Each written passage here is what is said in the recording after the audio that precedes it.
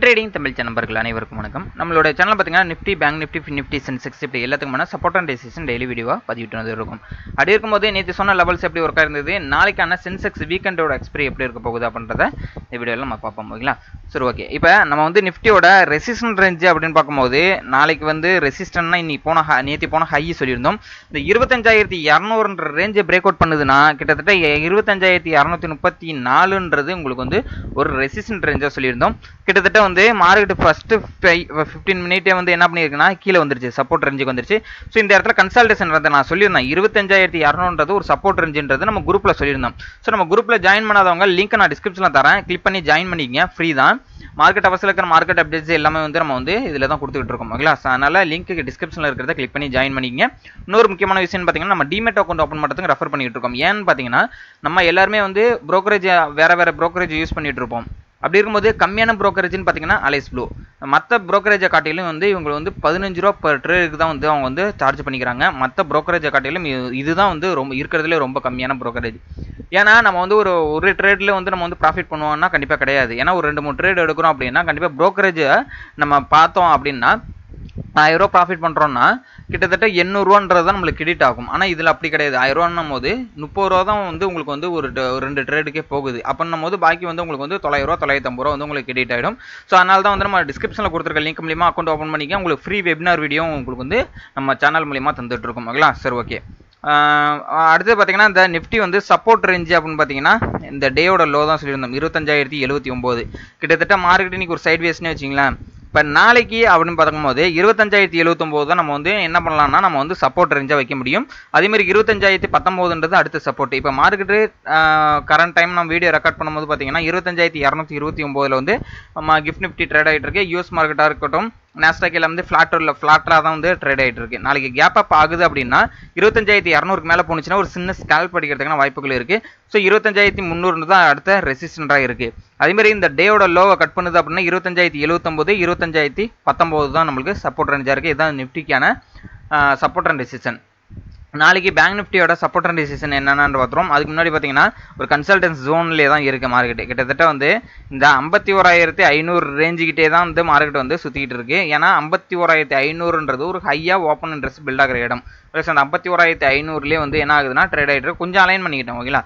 So கீழே support அப்படின்னு பார்த்தீங்கன்னா 51,336 தான் மேஜர் சப்போர்ட். உங்களுக்கு பாருங்களேன் 1, 2, 3, 4 இன்னையோட சேர்த்து 4 நாள் கன்சல்டேஷன் தான். இந்த கிட்டத்தட்ட ஒரு 100 பாயிண்ட்டுக்குள்ளே தான் வந்து பேங்க் நிஃப்டி வந்து சுற்றிட்டு இருக்கு. ஒன்ஸ் இதை வந்து பிரேக் அவுட் பண்ணுது அப்படின்னா 51,614 பிரேக் அவுட் பண்ணாதான் நல்ல ஒரு அப் ட்ரெண்ட் ஆகும். அது 51,892 வரும்ன்றது ஆல்ரெடி நம்ம சொல்லியிருந்தோம். ஓகேங்களா? ஸோ ஆல்ரெடி வந்து பிரேக் அவுட் பண்ணிச்சு, நல்ல ஒரு பிரேக் அவுட் பண்ணி நல்லா போனது. அதுக்கப்புறம் கன்சல்டேஷன் பண்ணியிருக்காங்க. இப்போ மறுபடியும் 51,617 பிரேக் அவுட் பண்ணுது அப்படின்னா 51,892 போகிறதுக்கான வாய்ப்புகள் இருக்கு. அதே மாதிரி லோ அப்படின்னு பார்த்தீங்கன்னா 51,330 பிரேக் அவுட் பண்ணிச்சுன்னா 51,100 அடுத்த சப்போர்ட்டு. மேஜராக 51,000 இருக்கு. 51,000 பிரேக் அவுட் பண்ணிச்சுன்னா 50,944 அப்படின்றத ரேஞ்சு இருக்கு பேங்க் நிஃப்டியை பொறுத்தளவுக்கு. ஓகேங்களா? ஓகே, நாளைக்கு மார்க்கெட்டு எங்கே ஓப்பன் ஆகுது ப்ரீ மார்க்கெட் அப்படின்னு பார்த்துட்டு அடுத்தடுத்த அப்டேட் நம்ம டெலகிராம் குரூப்பில் கொடுப்போம். ஸோ நெக்ஸ்ட் பார்த்தீங்கன்னா ஃபின் நிஃப்டி பார்த்துருவோம். ஃபின் நிஃப்டியை பொறுத்தளவுக்கு பார்த்தீங்க அப்படின்னா நம்ம ஒரு சேனல் போட்டிருந்தோம். அந்த சேனலுக்குள்ளேயே தான் மார்க்கெட் என்ன பண்ணிட்டு இருக்குன்னா ட்ரேட் ஆகிட்டு இருக்கு. ஓகேங்களா? ஸோ கிட்டத்தட்ட வந்து அந்த சேனல் வந்து ட்ரேட் வந்து இந்த சேனலில் வந்து அதுக்குள்ளேயே ட்ரேட் ஆகுது, அதுக்கப்புறம் பிரேக் அவுட் பண்ணுது, அதுக்கப்புறம் கன்சல்டேஷன் பண்ணுது. இப்படியே தான் இருக்குது.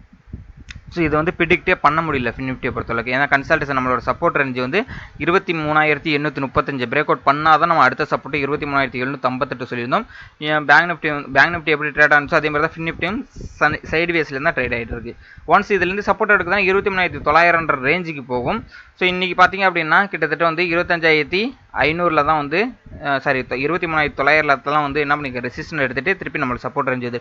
நாளைக்கு இந்த சப்போர்ட்டை பிரேக் அவுட் பண்ணதுன்னா 23,758, 23,665 அடுத்த சப்போர்ட். ஒன்ஸ் ரெசிஸ்டன்ட் பார்த்தீங்கன்னா 23,900 பிரேக் அவுட் பண்ணுதுன்னா 24,000 தான் அடுத்த ரெசிஸ்டண்டாக நம்மளுக்கு பேங்க் நிஃப்டி ஃபின் நிஃப்டியை பொறுத்தளவுக்கு இருக்குது.